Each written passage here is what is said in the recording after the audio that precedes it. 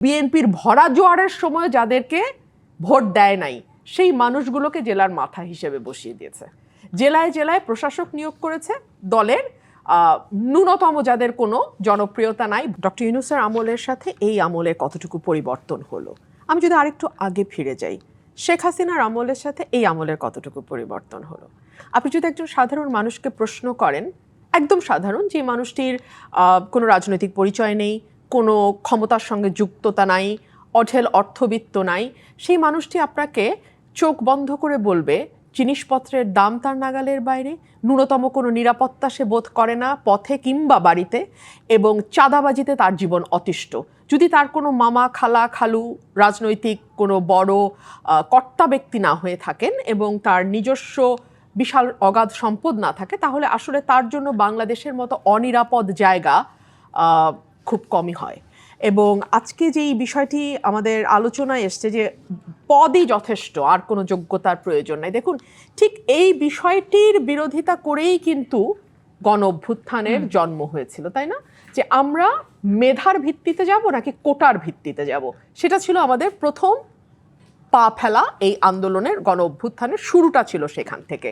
সেই জায়গায় যদি আপনি দেখেন, বিএনপি ক্ষমতায় আসতে না আসতেই বাংলাদেশ ব্যাংকের গভর্নর নিয়োগের কথা আপনার মনে থাকবে, যেই পদটি অর্থনীতির আমি বলবো যে বাংলাদেশের অর্থনীতির পলিসি মেকিং থেকে শুরু করে প্রতিটি ব্যাংক কিভাবে চলবে, ব্যাংকের স্বচ্ছতা কিভাবে নিশ্চিত হবে এবং সে স্বচ্ছতা নিশ্চিতে কি কি পদক্ষেপ নেওয়া হবে, তার পুরোটাই কন্ট্রোলড বাই বাংলাদেশ ব্যাংক। তো সেই বাংলাদেশ ব্যাংকের তৎকালীন যিনি গভর্নর, তাকে কিভাবে সরানো হয়েছে এবং বিএনপির নির্বাচনী পরিচালনা কমিটির একজন ব্যক্তিকে, যিনি একই সঙ্গে গার্মেন্ট ইন্ডাস্ট্রিরও মালিক, মানে ফ্যাক্টরি আছে তার, কিসের যেন, সোয়েটার ফ্যাক্টরি বোধ হয়, হ্যাঁ সোয়েটার ফ্যাক্টরি।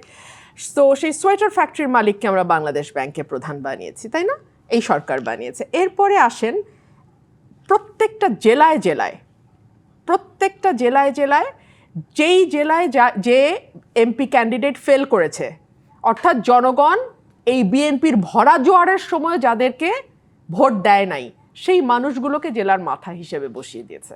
জেলায় জেলায় প্রশাসক নিয়োগ করেছে দলের ন্যূনতম যাদের কোনো জনপ্রিয়তা নাই, ভোট টোট পায় নাই, ফেল করেছে, কিংবা যাদের নমিনেশন দিতে পারে নাই কিন্তু দলের ভালো ডোনার বা ভালো সম্পর্ক, তাদেরকে জেলায় জেলায় প্রশাসক পদে বসিয়েছে। 11টি স্বায়ত্তশাসিত প্রতিষ্ঠান, কর্পোরেশনের প্রধান হিসেবে বিএনপির বিভিন্ন পদে মানুষদের বসানো হয়েছে।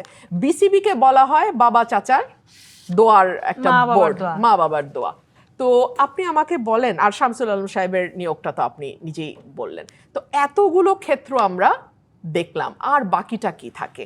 এবং আপনি সুপ্রিম কোর্টের বিচারক নিয়োগ বলেন কিংবা আপনি নির্বাচন কমিশনে কমিশনার নিয়োগ বলেন, সকল কিছুর মানে মূল চিন্তাটাই হচ্ছে উনি আমার দলের কিনা। ধরুন এই যে বিশ্ববিদ্যালয়গুলোতে একটার পর একটা ভিসি আমরা চেঞ্জ হয়ে গেল, হ্যাঁ, এই দলীয়করণ আমরা আওয়ামী লীগের সময় দেখেছি, কিন্তু আমরা তো সেখান থেকে বের হয়ে সত্যিকার অর্থে যোগ্যতা আছে এমন মানুষকে তো ভিসি হতে দেখলাম না।